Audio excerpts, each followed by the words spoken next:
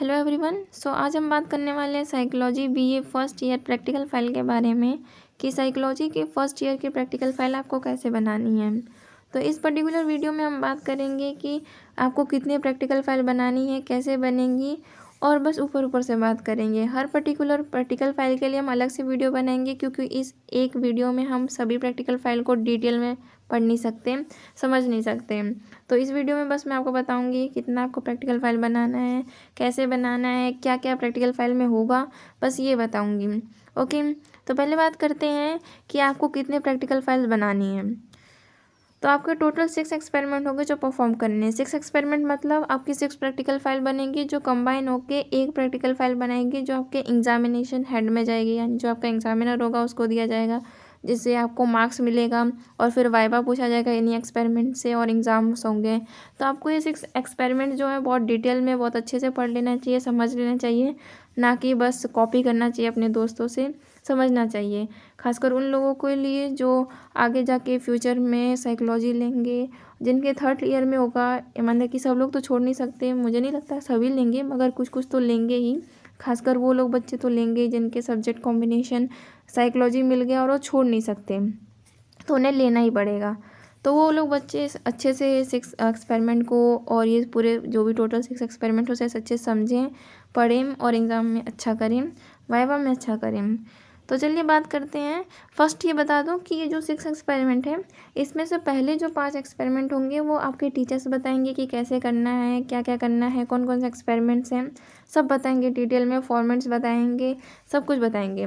मगर जो last 6 experiment है वो आपको खुद से करने के लिए बोले जाएंगे, क्योंकि आपने पहले से ही 5 एक्सपेरिमेंट कर लिया है तो आपको आइडिया हो जाता है कि हाँ कैसे क्या करना है, कैसे लिखा जाता है, कैसे परफॉर्म किया जाता है एक्सपेरिमेंट, तो सब कुछ पता चल जाता है आपको। इस वजह से आपको 6 एक्सपेरिमेंट खुद करने के लिए बोला जाता है।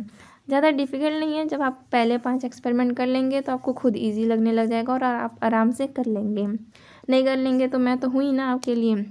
ओके, तो चलिए बात करते हैं पहले एक्सपेरिमेंट की। पहला एक्सपेरिमेंट है effect of knowledge of result on performance. जो आपका नॉलेज ऑफ रिजल्ट है उसका परफॉर्मेंस पे क्या इफ़ेक्ट पड़ता है, हमें ये जानना है। इफ़ेक्ट, जैसे कि एक एग्जांपल लीजिए कि आप रेस कर रहे हैं 1 मिनट सेकेंड। आपको एक्सपेरिमेंट का मतलब पता है ना, एक्सपेरिमेंट क्या होता है। जैसा कि आपका फर्स्ट ईयर है तो मुझे नहीं लगता सबको पता होगा, या फिर जिसको भी कन्फ्यूज़न है एक्सपेरिमेंट के बारे में तो एक बार मैं बता देती हूँ। एक्सपेरिमेंट होता है कॉज और इफ़ेक्ट रिलेशनशिप, यानी कि कोई चीज़ हो रहा है तो क्यों हो रहा है, उसके पीछे का कारण क्या होता है। जैसे कि सपोज़ कीजिए कि आपको स्ट्रेस हो रहा है, बहुत ज़्यादा बहुत टेंशन हो रही है, तो उस टेंशन के पीछे क्या कारण हो सकता है। या तो आपका एकेडमिक लेवल, या आपको पढ़ाई में कोई तकलीफ़ हो रही है, आपके घर परिवार में कोई प्रॉब्लम हो गई इसकी वजह से, या फिर आपके फ्रेंड में कोई आपको मार पीट रहा है या बुली कर रहा है, या फिर फ्रेंड सर्कल में कोई प्रॉब्लम हो गई है। यानी कि इसके पीछे क्या कारण है, आपके ये स्ट्रेस होने, ये टेंशन लेने के पीछे क्या कारण है, उसी को तो एक्सपेरिमेंट कहते हैं। जब हम इसको मान लीजिए ब्रॉड लेवल में देखें और आपको एक एक्सपेरिमेंट की तरह बैठा दिया जाए लैब में, और फिर आपके पीछे पूरा रिसर्च किया जाए कि हाँ आपको स्ट्रेस कैसे हुई है, क्या क्या कारण है, तो उसी को तो हम कहेंगे कि हाँ हम एक्सपेरिमेंट परफॉर्म कर रहे हैं आप पे, ऐसा कहेंगे। अगर इसको भी नहीं समझ रहे हैं तो समझिए कि एक सिंपल चीज़ मैं बताती हूँ। जैसे कि मान लीजिए कि आपको कोल्ड हो गया है, सर्दी हो गई है, तो क्यों हुआ है, इसका कारण क्या हो सकता है। आपके पास्ट मतलब कि 2-3 दिन बिफोर आपको सर्दी नहीं हुई थी, उससे पहले देखा जाएगा कि आपने क्या क्या किया। मान लीजिए आपने ठंडे पानी से नहा लिया, ठंडा पानी पी लिया, आइसक्रीम खा लिया, या देर रात में ठंडी में घूम रहे थे, इसके वजह से आपको सर्दी हुई है। तो ये सब क्या कारण है ना आपकी सर्दी होने के। तो यही एक्सपेरिमेंट होता है, जब हम किसी का कारण ढूंढते हैं, कॉज और इफेक्ट रिलेशनशिप ढूंढते हैं, उसी को हम एक्सपेरिमेंट कहते हैं। तो आपके जो टोटल पूरे 6 एक्सपेरिमेंट है उसमें यही है कि हम कॉज और इफेक्ट रिलेशनशिप ढूंढते हैं। उसमें कोई चीज़ हो रहा है तो क्यों हो रहा है, उसका कारण क्या है, ये ढूंढते हैं, उसका रिजल्ट बनाते हैं और पूरा फाइल बनता है इसी तरह से। ओके, तो जो पहला एक्सपेरिमेंट है उसमें क्या है कि हम देख रहे हैं इफ़ेक्ट, क्या देख रहे हैं, नॉलेज ऑफ रिजल्ट का इफ़ेक्ट देख रहे हैं परफॉर्मेंस पे क्या इफ़ेक्ट पड़ेगा नॉलेज ऑफ रिजल्ट का। तो मैं आपको एग्जांपल देख रही थी इस एक्सपेरिमेंट के एग्जांपल एक समझने के लिए आपको, कि समझ लीजिए कि रेस हो रहा है। रेस में 2 इंसान हैं, एक इंसान है, पहला वाला इंसान है, उसको आप बता रहे हैं, जैसे ही उसका मतलब कि रनिंग टाइम स्टार्ट हो रहा है, आप उसको स्टार्टिंग में बता रहे हैं कि देखिए भाई तुम्हें 10 किलोमीटर दौड़ना है, 10 किलोमीटर ज़्यादा हो जाएगा, समझिए तुम्हें 100 किलोमीटर दौड़ना है। और उसको जैसे ही 10 सेकंड हो रहा है बाकी, जैसे फिनिशिंग लाइन पे पहुंचने वाला है, आप उसे बताने लग जा रहे हैं कि देखो तुम्हारे पास बस 10 सेकंड है, और तेज़ भागो और तेज़ भागो, तुम्हारे पास 5 सेकंड है और तेज़ भागो, ऐसा बताने लग जा रहे हैं।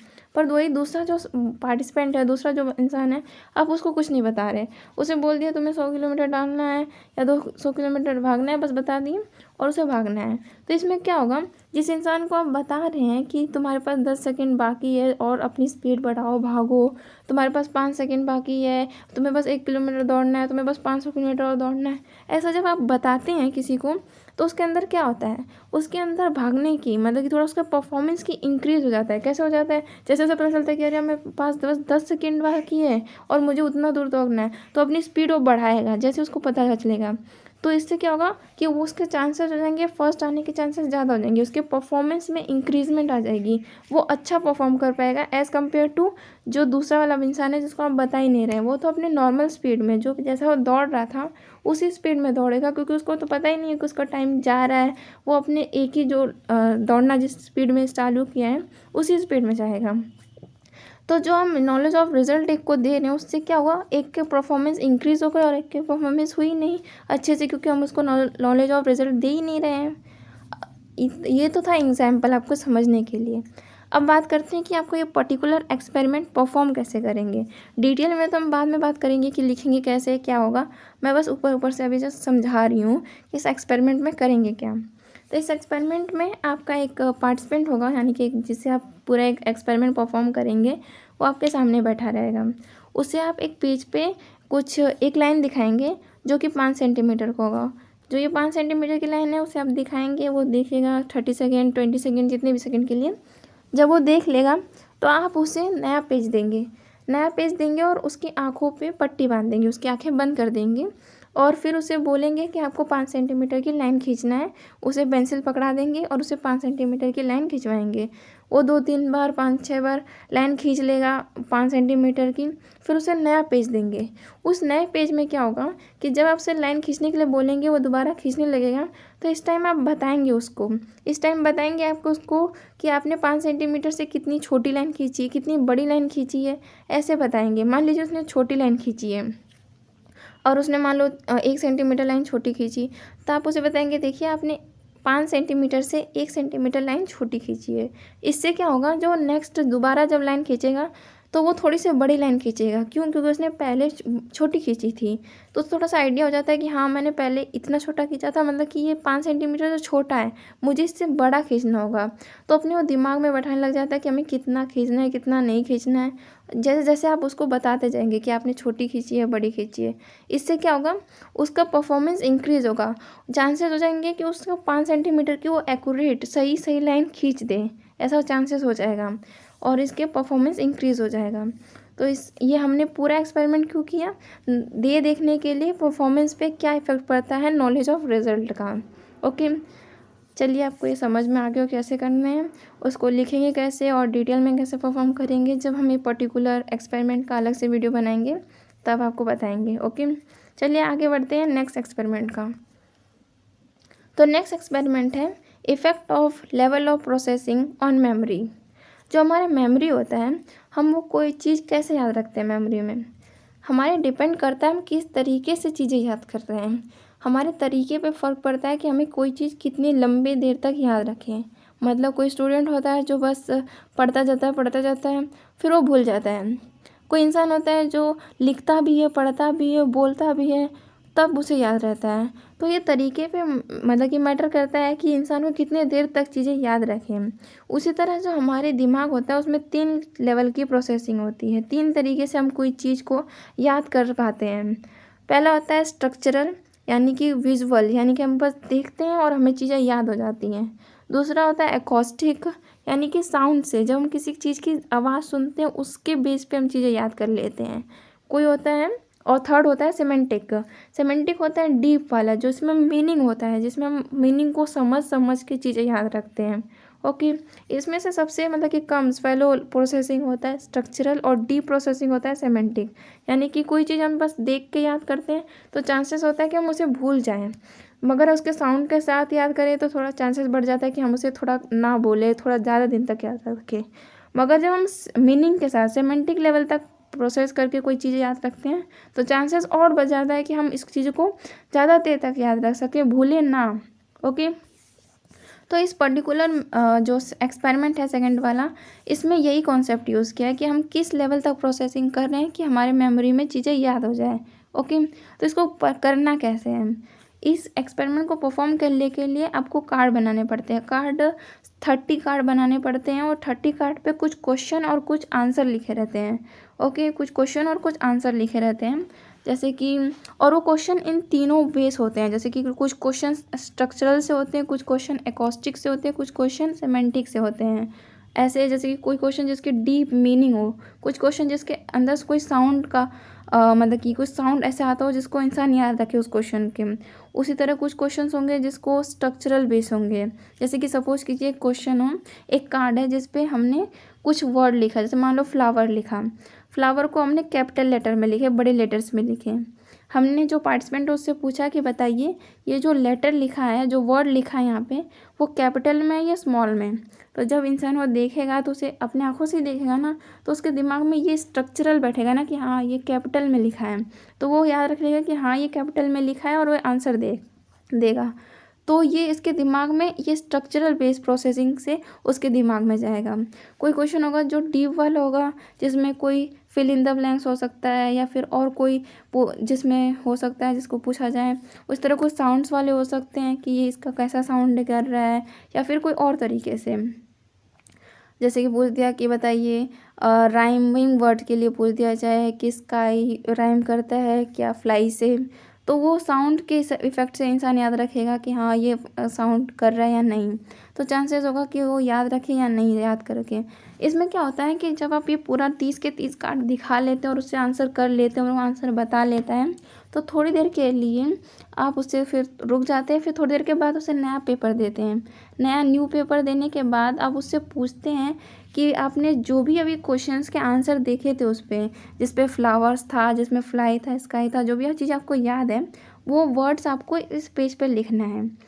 तो जो जो उसको वर्ड याद रहेगा, मान ली उसने फ्लावर लिखा, फ्लाई लिखा, स्काई लिखा, और भी जो वर्ड्स हैं वो याद लिखें, तो ये हम बाद में जब ऐड करते हैं कि उसने कितना कितना याद रखा है। मान लीजिए उसने सेमेंटिक से, मतलब कि जो सेमेंटिक वाले क्वेश्चंस होंगे उससे उसने 10 क्वेश्चंस, जो 10 वर्ड्स हैं वो याद रख लिए हैं। एकॉस्टिक से उसने 5 ही याद रखे हैं। जो स्ट्रक्चरल से उससे मान लो 1 या 2 ही याद है, ऐसे याद है। तो इससे क्या इससे क्या पता चलता है कि जो इंसान की जो मेमोरी है, उस इंसान जो आपके पार्टिसिपेंट हो उसकी मेमोरी किस लेवल की प्रोसेसिंग ज़्यादा कर रही है सेमेंटिक से, जो डीप लर्निंग वाले उससे कर पाई है। और यही एक्सपेरिमेंट में देखना है कि कौन से लेवल की इफ़ेक्ट कर रहे हैं हमारे मेमोरी में, लेवल ऑफ प्रोसेसिंग कौन से लेवल की प्रोसेसिंग हमारे मेमोरी में इफ़ेक्ट कर रहा है, यही तो देखना है। और यही पता करने के लिए हम ये 30 कार्ड बनाते हैं। उस 30 कार्ड पे 30 ये तीनों टाइप के क्वेश्चंस लिखते हैं और देखते हैं कि कौन से टाइप के वर्ड्स, कौन से टाइप से क्वेश्चंस उसको याद रखते हैं। ओके, तो ये एक्सपेरिमेंट सेकंड था। नेक्स्ट एक्सपेरिमेंट क्या है, third experiment, effect of interest on perception. जो effect of interest of perception यानी एक्सपेरिमेंट नंबर 3 है, ये पर्टिकुलर आपको लैब में करनी होगी। जो पहले और दूसरे एक्सपेरिमेंट थे वो आप कहीं भी कर सकते हैं, ऐसे इन्वायरमेंट में जहाँ पे कोई आपको डिस्टर्बेंस ना हो, जहाँ पे शांत माहौल हो, कोई डिस्टर्ब करने वाला ना हो, तो आप वो दोनों एक्सपेरिमेंट आप उसके साथ कर सकते हैं। मगर ये पर्टिकुलर जो थर्ड एक्सपेरिमेंट है इसे आपको लैब में करना होगा, क्योंकि जो इसमें मटेरियल यूज़ होता है ये टेस्कोस्कोप, ये आपको लैब में ही मिलेगा और कहीं नहीं मिल पाएगा, साइकोलॉजी लैब में मिलेगा। तो आपको ये लैब में ही करना पड़ता है। इसको समझने के लिए पहले ये समझते हैं effect of interest on perception ये है क्या। इंटरेस्ट क्या होता है, कोई चीज़ जिसमें हम बहुत ज़्यादा रुचि रखते हैं, कोई ऐसी चीज़ जिसमें हम बहुत ज़्यादा अच्छे हों, जिसमें हमारा बहुत आकर्षण हो, जो आपको बहुत ज़्यादा पसंद हो करने में, ये करने का मतलब। परसेप्शन हम कैसे चीज़ों को देखते हैं, किस तरीके से देखते हैं, हमारे नज़रिए की बात कर रहे हैं यहाँ पे। जैसे कि सपोज़ कीजिए इसको समझने के लिए कि आप ऐसे स्टूडेंट हैं जिसे पढ़ाई में बहुत इंटरेस्ट है, जो से आपको पढ़ना बहुत ही अच्छा लगता है, मैथ्स में तो आप बहुत ही कमाल के स्टूडेंट हैं ऐसा समझिए। और आपका जो दोस्त है एक दोस्त है जिसे स्पोर्ट्स में बहुत पसंद है, जो स्पोर्ट्स बहुत खेलता है, उसे पढ़ाई लिखाई से कोई मतलब नहीं, उसे बस स्पोर्ट्स बहुत ही अच्छा है, बहुत ही अच्छा समझिए। और एक आपका दोस्त है जिसे खाने पीने बहुत है, वो एकदम भुक्खड़ इंसान है, उसे बस खाना दिख जाए वही बहुत बड़ी बात है, उसे खाने पीने बहुत पसंद है। तो आप तीनों दोस्तों को एक जगह बैठा दिया जाए, एक बोर्ड पे एक सर्कल बना दिया जाए, तो आप तीनों लोग उसको क्या देखेंगे? आप जो जिसे स्टडी में बहुत ही ज़्यादा इंटरेस्ट है, आप उसे सर्कल देखेंगे, आप उसे सर्कल देख सकते हैं, मैथ्स में स्क्वायर देख सकते हैं, स्क्वायर समझ सकते हैं उसको, मतलब सर्कल देखेंगे, स्टडी से रिलेटेड चीज़ देखेंगे। जो आपका दोस्त है जिसे स्पोर्ट्स बहुत पसंद है, वो क्या देखेगा? उसमें बॉल देख सकता है, वो फुटबॉल देख सकता है, क्रिकेट बॉल देख सकता है, ऐसी चीज़ देख सकता है, क्योंकि उसको स्पोर्ट्स में चीज़ पसंद है, स्पोर्ट्स से रिलेटेड उस चीज़ को उसको विजुअलाइज करेगा। मगर वही जो दूसरा आपका दोस्त है जिसे खाने पीने की पसंद है, वो क्या देखेगा? उसमें पिज़्ज़ा देख सकता है, बर्गर देख सकता है, मतलब खाने वाली चीज़ देखेगा सर्कल को। ओके, तो ये डिपेंड करता है पर्सन के इंटरेस्ट पे, आप कोई चीज़ क्या पसंद है आपको, कि आप आगे वाली चीज़ को कैसे देख रहे हैं। ओके, तो ये एक्सपेरिमेंट इसी पे बेस्ड है, मगर इसमें ऐसा कोई सर्कल या खाने पीने वाली चीज़ नहीं देखनी है। इसमें क्या करना है आपको, कि जो आपका पार्टिसिपेंट होगा, जिसके साथ आप ये परफॉर्म करेंगे, उससे आपको पूछना है कि बताओ भाई तुम्हें क्या पसंद है सबसे ज़्यादा। मान लीजिए उसने बोला मुझे साइंस सब्जेक्ट बहुत पसंद है, मुझे साइंस में मैं मास्टर हूँ, मुझे कुछ भी पूछ लो साइंस का, मैं तुम्हें इसी तरह बता दूंगा तुम्हें, साइंस उसको बहुत पसंद है। फिर आप उसे पूछिए कि आपको तुम्हें क्या चीज़ बिल्कुल नहीं पसंद है, बिल्कुल तुम्हें बहुत ही बेकार लगता है करना, तो कहता है कि मुझे स्पोर्ट्स नहीं पसंद है, मुझे खेलना उलना बाहर नहीं जाना पसंद है, मुझे बस पढ़ना पसंद है, ऐसा उसने बोला। तो आप क्या करेंगे, आपको 30 कार्ड बनाना है इसमें, जैसा कि आपने सेकंड कार्ड में बनाया था, मगर तो इसमें कुछ अलग है। इसमें आपको 30 कार्ड बनाने हैं और इस 30 कार्ड पे वर्ड्स लिखने हैं, कुछ वर्ड्स लिखने हैं, मगर वो लिखने क्या हैं? आपको 15 कार्ड मोस्ट इंटरेस्ट, यानी कि उसको सबसे ज़्यादा क्या पसंद है, यानी कि उसे पढ़ना पसंद है, साइंस सब्जेक्ट में उससे ज़्यादा इंटरेस्ट है, तो आपको साइंस से रिलेटेड टर्मिनोलॉजी, जो भी साइंस से रिलेटेड, जो साइंस फील्ड में कोई वर्ड्स जो यूज़ किया, जैसे माइट्रोकॉन्ड्रिया, साइटोप्लाज्म, ऐसी चीज़ें जो साइंस से फील्ड से रिलेटेड हैं, वैसे वर्ड्स आपको उस पर लिखने हैं, उस कार्ड पे लिखने हैं। और जो 15 दूसरे 15 कार्ड्स होंगे, उन 15 कार्ड्स पे आपको लीस्ट इंटरेस्ट, यानी कि सबसे बेकार हो, जिसको उसको बिल्कुल इंटरेस्ट नहीं है, यानी कि स्पोर्ट्स, उससे टर्मिनोलॉजी यूज़ करने हैं, जो स्पोर्ट्स में वर्ड्स यूज़ किए जाते हैं। जैसे आप कोई क्रिकेट लिख सकते हैं, कोई फेमस स्पोर्ट्स प्लेयर का नाम लिख सकते हैं, कोई बॉल, या ऐसे वर्ड्स कोई और लिख सकते हैं। मगर ये वर्ड्स ऐसे होंगे जो सेम, आपको सेम स्ट्रक्चर, यानी कि हर एक कार्ड पे आपको एक ही साइज़ के वर्ड लिखने हैं, एक ही कलर के वर्ड्स लिखने हैं, और ज़्यादातर आपको ऐसे वर्ड्स लेने हैं जिनके मतलब सेम लेंथ हो। जैसे कि कोई वर्ड आप छोटा सा लिख लिए, बॉल ले लिए, और किसी में आप बड़ा सा माइट्रोकॉन्ड्रिया सा वर्ड, ऐसे नहीं ले सकते हैं। तो अगर एक वर्ड कोई ले रहे हैं आप पूरे वर्ड्स में, मतलब जो भी आपके 30 कार्ड बनेंगे, उन सब की लेंथ एक जैसी होनी चाहिए। मान लो सब में 5 से 6 वर्ड्स होने चाहिए ऐसे टाइप में। ओके, आप किसी को भी एकदम कम और ये किसी को एकदम ज़्यादा वर्ड, ऐसे वाले वर्ड्स नहीं ले सकते हैं, ये कंडीशन होती है। तो जब ये कभी कभी ये टीचर्स आपको वर्ड्स दे देते हैं कि आपको, अगर आपका पार्टिसिपेंट साइंस फील्ड में है तो आप ये वर्ड यूज़ कीजिएगा, अगर आपके जो पार्टिसिपेंट है आपका स्पोर्ट्स में है तो आप ये वर्ड यूज़ कीजिएगा। कभी और टीचर बता देते हैं, कभी कभी आपको खुद से वो वर्ड्स ढूंढने पड़ते हैं। ओके, तो जब आप लिख लेंगे ये सब वर्ड्स और 30 कार्ड्स बना लेंगे, 15 साइंस वाले, मतलब कि सब मोस्ट इंटरेस्ट वाले जिसमें ज़्यादा उसको इंटरेस्ट होगा, और 15 लिस्ट वाला है जिसमें सबसे कम उसका इंटरेस्ट होगा, तो आपको क्या करना है, पार्टिसिपेंट को लैब में बुलाना है। लैब में बुलाकर उसे, ये आप देख रहे हैं फिगर, ये वाले फिगर, ये और ये एक फिगर देख रहे हैं, जो ये वाला फिगर है ये फ्रंट पे रहेगा, यानी उसके सामने रहेगा, इसके जस्ट आगे आपका पार्टिसिपेंट रहेगा, और ये जो फिगर है ये आपके पीछे रहेगा, ना इसके पीछे आप रहते हैं। और ये जो 30 कार्ड है ये यहाँ पे लगते हैं, इसके नीचे लगते हैं। ओके, यहाँ पे लगते हैं, और ये आपको क्लीचर दिख रहा है, इसको जैसे आप गिराते हैं तो ये इसके अंदर से आपको वो कार्ड दिखता है, इसके अंदर से जो भी आपने कार्ड पीछे से डाला होगा वो कार्ड इसमें के अंदर से दिखेगा। मगर ये दिखेगा ना बहुत ही सेकंड्स के लिए, मतलब समझिए 1 सेकेंड या उससे भी कम के लिए दिखेगा। और ये सेकंड्स के लिए जब दिखेगा तो जो आपका पार्टिसिपेंट जस्ट के आगे बैठा होगा उसको उस विंडो में से देख के बताना होता है कि उस वर्ड पे, सॉरी उस कार्ड पे कौन सा वर्ड लिखा है। तो इसमें ये होता है कि जिसमें सबसे ज़्यादा उसको इंटरेस्ट होगा, मान लीजिए उसको साइंस में सबसे ज़्यादा इंटरेस्ट है, तो साइंस वाली जो भी वर्ड आपने लिखा होगा वो बता देगा कि उसमें आपने माइटोकॉन्ड्रिया लिखा है, क्लोरोप्लास्ट लिखा है, सेल लिखा है, क्या लिखा है, मतलब वो बता देगा, बहुत ईजिली बता देगा।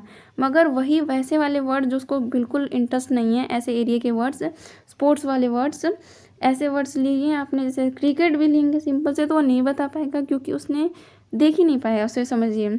भले वो सेम टाइम में दोनों, मतलब कि आपने जो साइंस वाले दिखाए हैं वो भी 1 सेकंड में ही गिर रहा है, मगर जो स्पोर्ट्स वाले गिराए हैं वो भी 1 ही सेकंड में दिख रहा है उसको। मगर चांसेस क्या होंगे, क्योंकि जिसमें उसको ज़्यादा इंटरेस्ट होगा वो चीज़ वर्ड्स वो जल्दी कैच कर लेगा, जल्दी देख लेगा और बता देगा। मगर जिस एरिया में उसको फिर इंटरेस्ट है ही नहीं, तो वर्ड्स को वो जल्दी पहचान ही नहीं पाएगा, वो समझ ही नहीं पाएगा कि कौन सा वर्ड गया, उसे दिखेगा ही नहीं, ब्लर सब दिखेंगे, समझिए। तो ये उसको जानने का तरीका होता है कि किस एरिया में किस इंसान का ज़्यादा फील्ड में इंटरेस्ट है, उसको कैसे वो परसीव करता है, कितना जल्दी परसीव कर लेता है, इस तरीके का है। ओके, ये एक्सपेरिमेंट, इसको और डिटेल में जब हम इस एक्सपेरिमेंट की बात करेंगे तब बताएंगे, अभी के लिए इतना ही। ओके, तब हम बात करते हैं 4th एक्सपेरिमेंट की। तो एक 4th एक्सपेरिमेंट है effect of mindset on problem solving. हमारी माइंडसेट का प्रॉब्लम सॉल्विंग पे क्या इफेक्ट पड़ता है। माइंडसेट मतलब हम कोई भी चीज़ करने का जो तरीका होता है, हमारा माइंडसेट, मतलब कि हम कुछ कोई चीज़ कर रहे हैं तो किस तरीके से कर रहे हैं, हमारा एक माइंडसेट बन जाता है उस तरीके से करने का। इसको समझिए, इसमें आपको क्या करना है कि कुछ क्वेश्चंस होते हैं, इसमें आपको 2 पार्टिसिपेंट लेने पड़ते हैं, 2 पार्टिसिपेंट होंगे और कुछ क्वेश्चंस होंगे। उस कुछ क्वेश्चंस के मान लीजिए पहले 6 या 7 जो क्वेश्चंस होंगे वो आपको कुछ पैटर्न्स में होंगे। जैसे मान लीजिए उन सब क्वेश्चन को आप पहले एडिशन कर रहे हैं, फिर माइनस कर रहे हैं, फिर मल्टीप्लाई कर रहे हैं और आपको सोल्यूशन मिल जा रहा है। पहला किया, सेकंड में भी सेम फॉर्मूला लग रहा है, पहले ऐड कर रहे हैं, फिर माइनस कर रहे हैं, फिर मल्टीप्लिकेशन कर रहे हैं और आंसर मिल जा रहा है। थर्ड किए सेम फार्मूला, फोर्थ किए सेम फार्मूला, 6th किए सेम फार्मूला, 7th किए। तो इससे क्या होगा, आपके माइंड में बैठ जाएगा कि हाँ यार, ये पूरे क्वेश्चन तो एक ही फॉर्मूले से हो रहे हैं, यानी कि बाकी वाले भी सेम होंगे।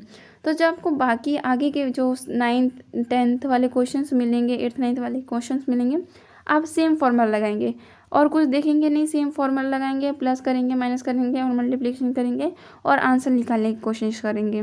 क्यों? क्योंकि आपका माइंडसेट वैसा बैठ गया है करने के उस प्रॉब्लम सॉल्व को। क्यों? आप दूसरे सॉल्यूशन को देखेंगे ही नहीं और कोई सॉल्यूशन फाइंड नहीं करेंगे। हालांकि अगर मान लीजिए जो 9th 10th क्वेश्चंस होंगे वो सिंपल बस एडिशन करने के बाद ही आपको सॉल्यूशन दे दें, फिर भी आप उसको नहीं करेंगे उस तरीके से। आप वो लॉन्ग रूट जो आपके माइंडसेट ने बना लिया, पहले आपके दिमाग में बैठ गया है कि नहीं ये सोल्यूशन ऐसा ही किया जाएगा, इसको सॉल्व ऐसे ही किया जाएगा, आपके दिमाग में बैठ गया, आप उसी तरीके से ही सॉल्व करेंगे। आप कोई और सोल्यूशन, अल्टरनेट सोल्यूशन ढूंढेंगे ही नहीं, सोचेंगे ही नहीं। क्यों? क्योंकि आपका दिमाग माइंडसेट बैठ चुका है। अब इसमें 2 पार्टिसिपेंट होंगे, तो एक में आप माइंडसेट करते हैं और दूसरे वाले में नहीं करते हैं। यानी एक को मतलब कि दिमाग बैठ जाता है, वो एक ही तरीके से को सभी क्वेश्चन को सॉल्व करने की कोशिश करता है, और एक वाला क्या होगा, वो अल्टरनेट सोचेगा, हर एक तरीके से प्रॉब्लम सॉल्व करने की कोशिश करेगा, डिफरेंट अप्रोच देखेगा और सॉल्व करेगा। ओके, तो इसको और डिटेल में कैसे बात करेंगे, जब ये करेंगे तब बात करते हैं। अभी के लिए इतना समझ लीजिए कि ये है effect of mindset on problem solving. हम किसी भी प्रॉब्लम को कैसे सॉल्व करते हैं, हमारा माइंडसेट एक प्रॉब्लम को ही मतलब सॉल्व करने के लिए डिफरेंट अप्रोच कर सकता है, मगर हम जब हमारा माइंडसेट हो जाता है तो हम एक ही सोल्यूशन ढूंढते हैं और कोई सोल्यूशन हमारे दिमाग में आ ही नहीं पाता, सोच ही नहीं पाते। ओके, अब बात करते हैं 5th एक्सपेरिमेंट की। 5th एक्सपेरिमेंट बहुत इंटरेस्टिंग है, वो है मेज लर्निंग। मेज लर्निंग क्या है, जो आप ये फिगर देख रहे हैं ना, ये पूरा, इसको मेज़ कहते हैं। ओके, ये पज़ल आपने बचपन में भी खेला होगा, जैसे बचपन में आपने देखा होगा न्यूज़पेपर या फिर बुक्स के पीछे ऐसा पज़ल बना होता था और यहाँ पे कोई स्टार्टिंग पॉइंट में कोई बच्चा होता था और जो एंडिंग पॉइंट हुआ करती थी वहाँ पे कोई घर बना होता था और बोला जाता था कि देखिए बच्चा है, उसे अपने घर पहुँचना है, ये कोई बच्चा है, उसे अपने घर पहुँचना है। अब कौन से रास्ते से वो जाए, तो आप बता देते कि हाँ ये वाला रास्ता ले, तब वो जाके पहुँच जाएगा, मतलब जो भी रास्ता होगा उसको बता देते आप। और मगर इस वाले जो आपको लैब में ये जो मिलेगा मेज़, ये थोड़ा डिफरेंट होता है, ये हमारे बचपन की तरह नहीं होता, ईज़िली नहीं होता, और इसमें बहुत ट्विस्ट एंड टर्न भी हैं। इसमें दो तरीके से मेज़ हैं। एक होता है सिंपल मेज़ और दूसरा है कॉम्प्लेक्स मेज़। जो सिंपल मेज़ होता है वो सिंपल रास्ते से बना होता है, मतलब कि उसमें ज़्यादा ये ज़िगज़ैग नहीं होता। वो बस सिंपल होता है, उसमें आप बस ऐसे करें, थोड़ा-सा ही रास्ता है और आपको मंज़िल मिल जाती है, आपको जो एंडिंग डेस्टिनेशन होती है वो मिल जाती है। जो कॉम्प्लेक्स होता है वो थोड़ा मतलब कि ज़िगज़ैग वाला, बहुत लंबे रूट्स होते हैं, बहुत टेढ़े-मेढ़े होते हैं, तब जाके आपको मिलता है। ओके। तो दो तरीके से मेज़ होते हैं, एक सिंपल होता है और एक कॉम्प्लेक्स होता है। इस तरह आपको दो पार्ट्स में लेना होता है, एक को आपको सिंपल मेज़ देना होता है, एक को कॉम्प्लेक्स देना होता है। और इसमें एक और बात है कि आपको ये जो रूट दिख रही है ना, ये ब्राउन वाले, ये थोड़ा ब्लैक और ब्राउन, डार्क ब्राउन में दिख रहे हैं। ये जो रूट बने हैं ना, ये थोड़े ऊपर उठे हैं, मतलब कि थोड़ा सा ऊपर है। ये सरफेस है ना जो लाइट ब्राउन वाले, इससे थोड़े से ऊपर उठे हैं। ये मतलब कि अटैच नहीं है, सेम ऐसे नहीं दिख रहे हैं, थोड़ा ये 2D में, इस वजह से आपको ऐसा लग रहा है कि बस ऐसे फिगर बना है, मगर ऐसे सामने देखेंगे आपको तब पता चलेगा थोड़ा सा ऊपर उठे होते हैं। तो जो आपका पार्टिसिपेंट होता है उसे आप क्या करना होता है, आपको उसकी आंखें बंद कर देनी होती है। जैसे ही आप उसकी आंखें बंद कर देंगे तो आपको उसकी पहली वाली फिंगर, इंडेक्स फिंगर को ऐसे स्टार्टिंग पॉइंट पर रख देना होता है। और जैसे उसकी स्टार्टिंग पॉइंट पर रख देंगे तो आप उसे बोलेंगे स्टार्ट। तो पार्टिसिपेंट को यहाँ से अपना रूट ढूंढना पड़ता है कि कौन से रूट से उसे जाना है। मान लीजिए उसने उससे 2 पे चला गया, तो 2 में तो एंड हो गया ना, मतलब कि रास्ता बंद हो गया, तो उसे वापस स्टार्ट करना पड़ता है। ओके। इस तरह फिर से वो जाएगा, ऐसे जाएगा, फिर वो 3 के इधर नहीं आ सकता क्योंकि यहाँ से रास्ता बंद है। उसे फिर से स्टार्ट करना है, अगर वहाँ पे वो चला गया तो। उसे एकदम करेक्ट सेम जो है रास्ता उसी तरह जाना पड़ेगा। उसे कहीं भी ऐसे जो यहाँ पे रास्ता बंद है वहाँ पे नहीं जा सकता। ओके। और इसी तरह से रास्ता पूरा ढूंढते उसे एंडिंग पॉइंट पे जाना पड़ता है। ओके। अब इसमें दो ट्विस्ट हैं, एक तो उसे एंडिंग पॉइंट पे जहाँ पे रास्ता बंद होता है वहाँ पे नहीं जा सकता, और दूसरा वो यहाँ पे नीचे वाले सरफेस पे नहीं जा सकता, उसे इसी सरफेस पे जाना पड़ता है। मैंने कहा ना ये थोड़ा सा ऊपर उठा है और ये थोड़ा नीचे है, तो इस ऊपर वाले उठे से ये नीचे नहीं जा सकता है, इसी रूट पे रहना होगा। अगर उसका नीचे उंगली गिर गई तो उसे वापस स्टार्ट करना पड़ेगा। दो कंडीशन में वापस स्टार्ट कर देना होगा, जब वो गलत रास्ते में, यानी कि जहाँ पे रास्ता बंद होता है वहाँ पे, और जहाँ पे से उसकी उंगली नीचे गिर गई वहाँ से। अगर ये दोनों कंडीशन अगर उसने कर दिया, दोनों अगर नीचे गिर गया या फिर दूसरे गलत रास्ते में चला गया, तो उसे वापस स्टार्ट करना पड़ता है। और जिस टाइम में अगर वो करेक्टली विदाउट कोई मिस्टेक किए पूरा पूरा सॉल्व करते करते वो एंडिंग पोजीशन पे पहुँच गया, तब मानेंगे कि हाँ उसने एकदम करेक्ट किया है। इसी तरह सेम कॉम्प्लेक्स भी होता है और उसमें भी उसको पूरा आंखें बंद कर दिया जाता है और उसे पूरा रूट ढूंढना पड़ता है और एंडिंग पोजीशन पे जाना पड़ता है। तो अब ये हम कर क्यों रहे हैं, बात है मेज लर्निंग। हम उस इंसान को, उसकी आंखें तो बंद कर दी है ना, उससे देख थोड़ी ना पा रहा है कि क्या है, कौन सा रूट है, कहाँ नहीं जाना है, तो उसके दिमाग में उसको सोचना पड़ता है कि कौन सा रूट लें। उसको दिमाग में जैसे ही उसकी आंखें बंद किया जाता है तो अपनी उंगली जब वो चलाएगा आगे, फिर थोड़ा लेफ्ट में मुड़ेगा, फिर जाके लेफ्ट में मुड़ेगा, फिर थोड़ा राइट, फिर स्ट्रेट, फिर जो भी जहाँ से भी रास्ता होगा, जब ये दिमाग में और विजुअलाइज करेगा, सोचेगा कि हाँ, फिर धीरे धीरे उसे याद होने लग जाएगा। जब वो 2-3 बार मिस्टेक कर देगा तो उसे याद होने लग जाएगा और उसे रूट याद होने लग जाएगा कि मैं पहले सीधे गया था, फिर मैं टेढ़ा मुड़ा था, फिर मैं राइट गया था, फिर लेफ्ट गया था, फिर सीधा मुड़ा था। ये धीरे धीरे वो अपने दिमाग में याद करने लग जाएगा, और जब ये 2-3 बार करने लग जाएगा तब एक एंडिंग पोजीशन आएगा जहाँ पे वो पूरा रूट याद कर लेगा। कैसे होता है, जब आप कोई रास्ता नहीं याद होता तो आप किसी इंसान से पूछते कि बताइए यहाँ पे कैसे पहुँचे, तो आपको बताता है ना कि आप यहाँ से सीधा जाइए, फिर लेफ्ट मुड़िए, फिर राइट मुड़िए, फिर चौराहा आएगा, फिर वहाँ पे सर्कल से आप राइट मुड़िए। तो ये आप दिमाग में बैठा के रखते हैं ना, जहाँ जहाँ मुड़ते हैं फिर आपको याद आता है कि हाँ इसने ऐसा राइट मुड़ने को बोला था, फिर लेफ्ट मुड़ने को बोला था। सेम वही यहाँ पे हम रूट याद कर रहे हैं। जो पर्सन है जिसकी आपने आंखें बंद कर दी है, उसे अपने दिमाग में ये रूट याद करना पड़ता है। जो सिंपल वाला होता है तो वो तो ईजी होता है, जो पार्टिसिपेंट होता है उसे याद कर लेता है, क्योंकि वो सिंपल होता है। बस आप 2-3 ट्रायल उसे देते हैं, 2-3 बार, ज़्यादातर मैक्सिमम 10 या 15 टाइम लगता है और याद हो जाता है। मगर जो कॉम्प्लेक्स होता है तो बहुत ही डिफ़िकल्ट हो जाता है, उसमें 20-25 से भी ऊपर चल जाता है, वरना 20-25 पे मिनिमम बच्चे याद हो कर लेते हैं। मगर कभी कभी 30 तक चल जाता है, उससे भी ऊपर चल जाता है, जब जल्दी लोगों को याद नहीं हो पाता है कि कौन सा रूट कहाँ पे था। ओके। तो ये था मेज लर्निंग। इंटरेस्टिंग है, आप अपने पार्टिसिपेंट से भी कराइएगा और एक बार खुद से भी करिएगा। जब आप एक्सपीरियंस खुद लेते हैं तो भी अच्छा लगता है, मज़ा आता है। ओके। सो नेक्स्ट क्या करते हैं, 6 एक्सपेरिमेंट। जैसा कि मैंने 6 एक्सपेरिमेंट बताया आपको कि ये आपको खुद से करना होता है, टीचर आपको कुछ नहीं बताते हैं। बस आपने पहले 5 एक्सपेरिमेंट कर चुके होते हैं तो उन्हें लगता है कि आप कर लेंगे। ज़्यादा डिफ़िकल्ट भी नहीं है। आप जो पुरानी स्टडीज़ हैं, जो साइकोलॉजिस्ट हैं, जो पुराने उन्होंने रिसर्च पेपर्स बनाए हैं, उनको जब पढ़ेंगे तो आपको खुद अंदर क्यूरियोसिटी, क्वेश्चंस आएंगे कि अच्छा इन्होंने ऐसा एक्सपेरिमेंट किया था, अच्छा मैं ये चेंजेस कर दूंगा या फिर इसके जगह ये ले लूँगा तब क्या होगा, क्या आंसर में चेंज आएगा, क्या रिजल्ट में चेंज आएगा। ऐसे जब आपके अंदर क्वेश्चंस आएंगे, क्यूरियोसिटी वाले क्वेश्चंस आएंगे, ऐसे चुल मची रहेगी ना आपके दिमाग में, तब बहुत सही रहेगा। ऐसे ही तो साइंटिस्ट बनते हैं, ऐसे ही तो रिसर्चर बनते हैं, जब उनके दिमाग में फालतू खुराफाती वाले क्वेश्चंस आते हैं। ज़्यादा भी फालतू नहीं, जो एकदम ही आउट ऑफ सिलेबस हो जाए, जिनका कोई मीनिंग सेंस नहीं बनता, वैसे भी क्वेश्चन ना सोचें। ओके, तो सोचना अच्छी बात है, पर एकदम फालतू सोचना, ओवर थिंकिंग कर देना, ये बेकार बात है। ओके, तो चलिए उसको छोड़ते हैं। आशा करती हूँ आपको ये जो वीडियो है अच्छा लगा हो। पर्टिकुलर हर एक एक्सपेरिमेंट की मैं अलग से वीडियो बनाऊंगी। जो पास्ट में जो फर्स्ट ईयर के जो स्टूडेंट थे उन्होंने कैसे फाइल बनाई थी उसके लिए भी एक्सप्लेन किया जाएगा, और पूरा फॉर्मेट बताया जाएगा, और एग्ज़ाम में कैसे क्या लिखना है, आपको कैसे करना है। एक्चुअली एग्ज़ाम में ये है कि जो ये 5 एक्सपेरिमेंट आपके हुए होते हैं उससे आपको तो पहले एक होता है, क्या होता है, MCQs होता है। MCQs सॉल्व करना पड़ता है। फिर आपको एक जो ये 5 एक्सपेरिमेंट है इसमें से एक एक्सपेरिमेंट आपको चूज़ करना पड़ता है कि मैं कौन सा एक्सपेरिमेंट करूँगा। कभी कभी बस डायरेक्ट आपको टीचर दे देते हैं, कभी कभी आपको चूज़ करने का मौका मिलता है, तो आप चूज़ करते हैं। मान लीजिए आपने कहा कि आपको 3rd एक्सपेरिमेंट करना है, या आपने बोला कि मुझे 2nd एक्सपेरिमेंट करना है, तो आपने 2nd एक्सपेरिमेंट चूज़ किया, तो आपको जो 2nd एक्सपेरिमेंट है उसे पूरा आपने अपने फाइल में लिखेंगे। फाइल मतलब जो आपकी वो आंसर शीट होगी, उसमें पूरा आपको लिखना पड़ेगा, कैसे परफॉर्म करना है, कैसे करना है, कैसे रिजल्ट आएगा, कैसे कैलकुलेशन होगा, सब कुछ आपको उसमें लिखना है। सब लिखेंगे। जो आपका वाइवा वाले होंगे, जो आपकी फ़ाइल होगी उससे पूछ सकते हैं, या फिर जो आपने एक्सपेरिमेंट पर्टिकुलर चूज़ किया उससे पूछ सकते हैं कि आपने बताया ये एक्सपेरिमेंट कैसे परफॉर्म किया है, क्या क्या लिखा है, कैसे लिखा है, रिज़ल्ट कैसा आया, सब कुछ पूछ सकते हैं। तो अच्छे से पढ़िएगा।